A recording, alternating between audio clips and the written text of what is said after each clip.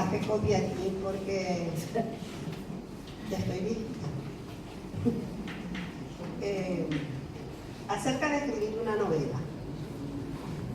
Bueno, una manera de resolver el pensamiento es la palabra. Y una manera de sustentar la palabra es la escritura. Y una forma de unir pensamiento, imagen y palabra es la novela, el relato o la poesía. En fin, la literatura. Me pregunto, y supongo que muchos de ustedes también se preguntaron alguna vez, ¿para qué sirve una novela? Y yo respondo, para nada y para todo. En apariencia con ella no se resuelve ningún problema, pero sirve para reconocerlos, acompañarnos y perdonarnos. En las novelas nos encontramos, nos reconocemos siempre en algún personaje, porque en ella están los sentimientos negados, aún de nosotros mismos. Por ejemplo, el odio o el rencor, que son sentimientos humanos muy negados, porque admitirlo nos hace sentir mala persona. Sin embargo, desde Caín y Abel, aquellos personajes bíblicos, el mundo y sus habitantes humanos han alimentado y negado esos sentimientos. Leí hace un tiempo en La Jornada de México unas declaraciones del subcomandante Marcos, que hablaba acerca de las biografías y los biógrafos. Decía que, entre comillas, son mentiras documentadas, no siempre bien redactadas. El biógrafo promedio tiene una convicción previa y el margen de tolerancia es muy reducido, cuando no inexistente.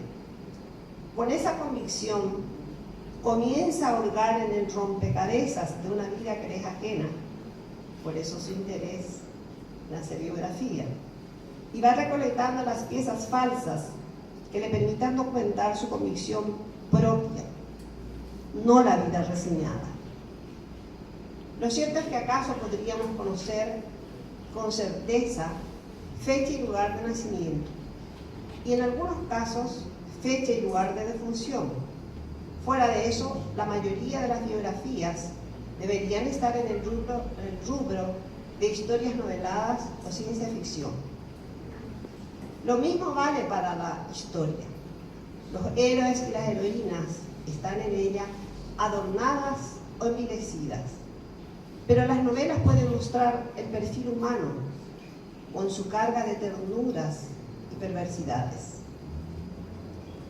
Escritoras y escritores hablan de la angustia y el sufrimiento que les produce escribir. Yo no puedo decir lo mismo. Para mí es un refugio.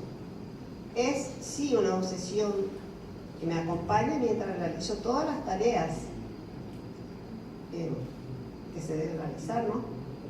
Mis fantasmas están allí, revoloteando en mi cabeza mientras hago pan o preparo un guiso. Me permite realizar todas las tareas desconectadas de lo cotidiano y rutinario, conversando con mis personajes.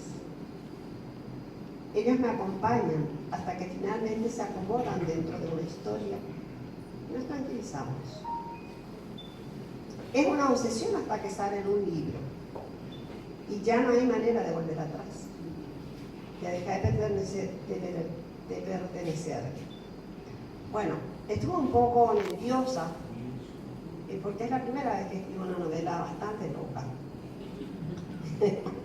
y donde aparentemente hay muchas voces, pero al final es solo la voz de una gata vieja.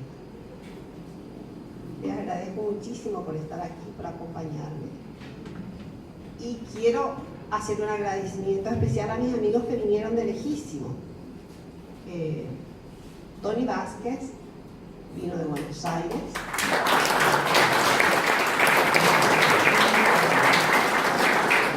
Demasiada vergüenza tiene Tony. Américo Piñanes, que vive en Bélgica.